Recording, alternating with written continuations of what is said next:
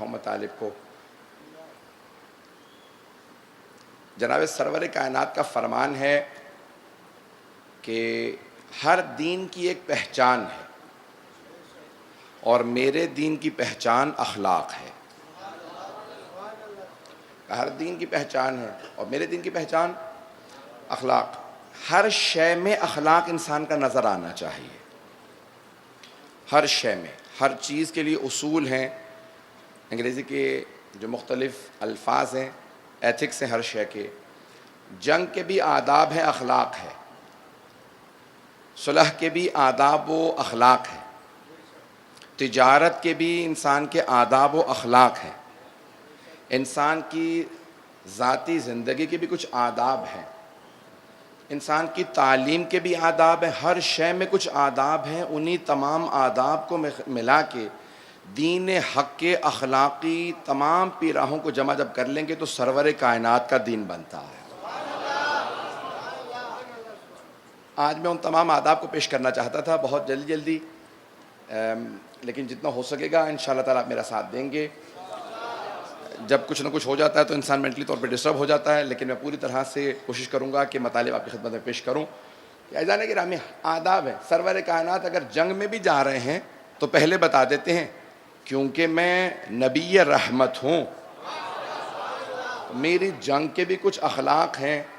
تو اب صحابہ نے کہا یا رسول اللہ، وہ تو ہمارا پانی بند کر رہے ہیں، ہماری فصلوں کو آگ لگا رہے ہیں، آپ کہتے ہیں کہ ہم پھر بھی اخلاق سے پیش آئیں؟ کب وہ ان کا کردار ہے، ہمارا کردار کیسا ہونا چاہیے؟ تو کہا پہلا اصول جنگ کا، دشمنوں کی جتنی بھی فوجیں ہیں کبھی بھی ان کا پانی بند نہ کرنا، دشمنوں کو بھی پانی بند نہ کرنا، یہ پہلا اصول۔ دوسرا، فصلوں کو آگ نہ لگانا۔ یہ کافروں کی فصلیں نہیں ہیں، خود فصل جو ہے وہ اللہ کی عطا کردہ ایک نعمت ہے، اسے آگ نہ لگانا۔ دشمنوں کے جانوروں کو بھی آگ نہ لگانا، کیونکہ چاہے وہ جانور ہوں، ہیں تو اللہ کی مخلوق۔ اور اصولوں میں سے کیا اصول ہے؟ سرور کائنات نے کیا فرمایا؟ کہ کبھی بوڑھوں پہ ہاتھ نہ اٹھانا، چاہے کافر ہوں لیکن ہیں تو بزرگ، بوڑھوں پہ ہاتھ نہ اٹھانا۔ بچوں پہ کبھی ظلم نہ کرنا، خواتین پہ تجاوز نہ کرنا۔ کہ جو میرے ان تمام اصولوں کو مانے گا وہ میرے ہاتھ پہ بیعت کرے، جو اصولوں کو توڑے گا وہ بیعت سے خارج ہے۔ عزیزان گرامی، سرور کائنات نے جب بیعت لی ہے تو پھر آپ نے تمام اصول بتا دیے ہیں۔ توجہ ہے میرے ساتھ؟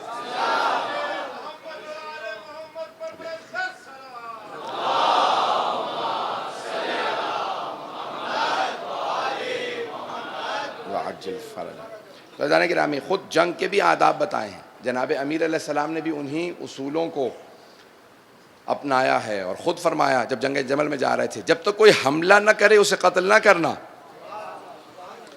تو کہا یا علی، وہ ہم سے لڑنے کے لیے آئے ہیں۔ کہا ہاں، دھوکہ کھا کے آئے ہیں۔ وہ یہ سمجھ رہے ہیں کہ اگر کبھی کوئی علی کے مقابلے میں آ جائے تو شاید پیغمبر سے رشتے کی وجہ سے کوئی حق پہ ہو۔ میں اس سے زیادہ جملہ کھل کے نہیں کہہ سکتا ہوں کہ کوئی شاید ام المومنین ہونے کی وجہ سے حق پہ ہو، لیکن پیغمبر فرما گئے ہیں کہ علی مع الحق والحق مع علی، علی حق کے ساتھ ہے، حق علی کے ساتھ ہے۔ اور یہاں پہ حدیث رکتی نہیں ہے، حدیث کے الفاظ ہے اللہم در الحق کما دار علی، پروردگار حق کو تو ادھر موڑ دے جہاں علی موڑے۔ تو کہا جب تک کوئی حملہ نہ کرے تب تک اسے قتل نہ کرنا، جو بھاگے اسے بھاگنے دینا۔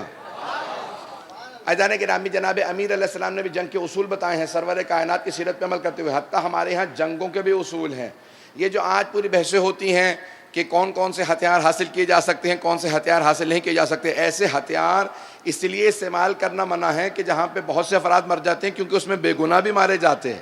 اس لیے ہمیں بعض بڑے بڑے ہتھیاروں کے استعمال کرنے کی اجازت نہیں ہے۔ صرف دشمن کو ڈرانے کے لیے ایسے ہتھیار رکھنا اپنی جگہ پہ درست ہے کہ بھئی استعمال نہ کرنا، ہمارے پاس بھی ایسے ہتھیار ہیں، لیکن ہمیں استعمال کرنے کی اجازت نہیں ہے، کیونکہ اسلام انسان کو پابند کر دیتا۔ جب شام والے جناب امیر کے مقابلے میں آئے نا، تو جناب امیر سے کسی نے کہا کہ مولا بہت سے آپ کے دشمن ہر روز آپ کے خلاف ایک نیا منصوبہ لے آتے ہیں جنگ کا۔ مولا نے کہا میں ان سے زیادہ ذہین ہوں۔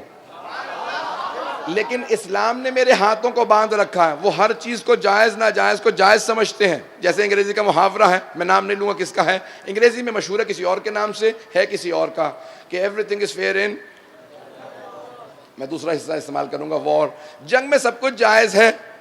توجہ ہے میرے ساتھ؟ وہ مولا کے مقابلے میں آنے والے کہتے تھے جنگ میں سب کچھ جائز ہے. جناب امیر نے کہا نہیں, جنگ میں بھی کچھ جائز ہے کچھ ناجائز ہے. سب کچھ جائز نہیں ہے. آپ پانی بند نہیں کر سکتے. جب مولا کا پانی بھی بند کر دیا شام والوں نے, کہا دجلہ کا پانی بند کر دو, علی کی فوجیں. امام حسن مجتبیٰ نے کہا بابا آپ کی اجازت ہے. مولا حسن مجتبیٰ گئے, ان سے فرات کا پانی چھڑوا لیا. پورا کا پورا قبضہ تھا. اکیلے امام حسن مجتبیٰ نے پوری فوج کو اٹھا کے پیچھے پھینک دیا. جب ساری فوج کو دھکیل دیا پیچھے, تو اب مولا کی فوج آئی, امام حسن مجتبیٰ سے کہنے لگی, امام حسن مجتبیٰ سے کہا مولا اگر آپ کہیں تو ہم ان کا پانی بند کر دیں. کہا نہیں, ان کا پانی کھلا رہنے دو. کہا لیکن مولا انہوں نے ہمارا پانی بند کر دیا تھا. کہا وہ ان کا کردار تھا, یہ ہمارا کردار.